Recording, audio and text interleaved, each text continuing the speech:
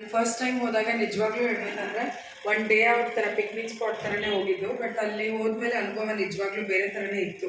ಈಗ ನಾವು ದೇವಸ್ಥಾನಗಳಿಗೆ ಹೋದರೆ ಹಿಂಗೆ ಸ್ವಲ್ಪ ಶಾಂತವಾಗಿರ್ತೀವಿ, ಆ ಎನರ್ಜಿ ನಮ್ಗೆ ಹೆಂಗೆ ಫೀಲ್ ಆಗುತ್ತೋ ಅಲ್ಲಿ ಕೂಡ ನನಗೆ ಫೀಲ್ ಆಯಿತು. ಕಿಂಗ್ಸ್ ಚೇಂಬರಲ್ಲಿ ಕೂಡ ನಾನು ಅವತ್ತು ಫಸ್ಟ್ ಟೈಮ್ ಹೋದಾಗಲೇ ಮೆಡಿಟೇಟ್ ಮಾಡೋದು ಟ್ರೈ ಮಾಡಿದೆ. ಮತ್ತು 100% ನಮ್ಮ ಮಂಕಿ ಮೈಂಡ್ ಸರ್ ತುಂಬಾ ಚೆನ್ನಾಗಿ ನಮ್ಮ ಸ್ವಾಮಿಗಳು ಹೇಳಿದ್ರು. ಮಂಕಿ ಮೈಂಡ್ ಏನು ಹೇಳಿದ್ರಲ್ಲ, ಮಂಗನಿಂದ ಪಡೆದಿರೋ ಏಜ್ ಏನಿದೆ ಆ ಏಜಲ್ಲಿ ರೈಟ್ ನಾವು ನಾನಿದ್ದೀನಿ. ಸೊ ಅದಕ್ಕೋಸ್ಕರ ಆ ಮಂಕಿ ಮೈಂಡ್ ತುಂಬಾ ಓಡಾಡ್ತಿರುತ್ತೆ ಅಲ್ಲಿ ಇಲ್ಲಿ. ಎಷ್ಟಾಗುತ್ತೋ ಅಷ್ಟು ಅದನ್ನು ನಮ್ಮ ಬ್ರೀತಿಂಗ್ ಕಡೆಗೆ ಅದನ್ನು ತಂದು ನಾನು ಧ್ಯಾನ ಮಾಡೋದಕ್ಕೆ ಪ್ರಯತ್ನ ಪಟ್ಟೆ. ಅದಾದಮೇಲೆ ಎಷ್ಟು ಖುಷಿ ಆಯಿತು ಅಂದರೆ, ನಾವಿವಾಗ ನಮ್ಮ ಫ್ರೆಂಡ್ಸ್ ಏನಿದ್ದೀವಿ, ನಾವು ಆದಷ್ಟು ಭಾನುವಾರಗಳು ಕಬ್ಬನ್ ಪಾರ್ಕಿಗೆ ವಾಕಿಂಗಿಗೆ ಹೋಗ್ತೀವಿ. ನಾವು ಅಲ್ಲಿ ವಾಕಿಂಗಿಗೆ ಹೋದಲ್ಲಿ ನಾವು ವಾಲಂಟಿಯರ್ ಆಗಿ ಅಲ್ಲಿ ಯಾರಾದರೂ ಓಡಾಡ್ತಿದ್ರೆ ಇಂಟ್ರೆಸ್ಟೆಡ್ ಇದ್ದರೆ ಅವ್ರನ್ನೂ ಕರೆದ್ಬಿಟ್ಟು ಕೂರಿಸ್ಕೊಂಡು ಧ್ಯಾನ ಮಾಡ್ತೀವಿ ನಾವಲ್ಲಿ.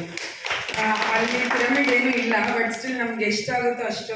ನಮ್ಗೆ ನಿಜ ಹೇಳ್ಬೇಕಂದ್ರೆ ಇಲ್ಲಿ ಬಂದಮೇಲೆ ಇಲ್ಲಿ ಅನುಭವದ ಮಾತುಗಳು ಕೇಳೋದಕ್ಕೆ ತುಂಬ ಖುಷಿ ಆಗುತ್ತೆ.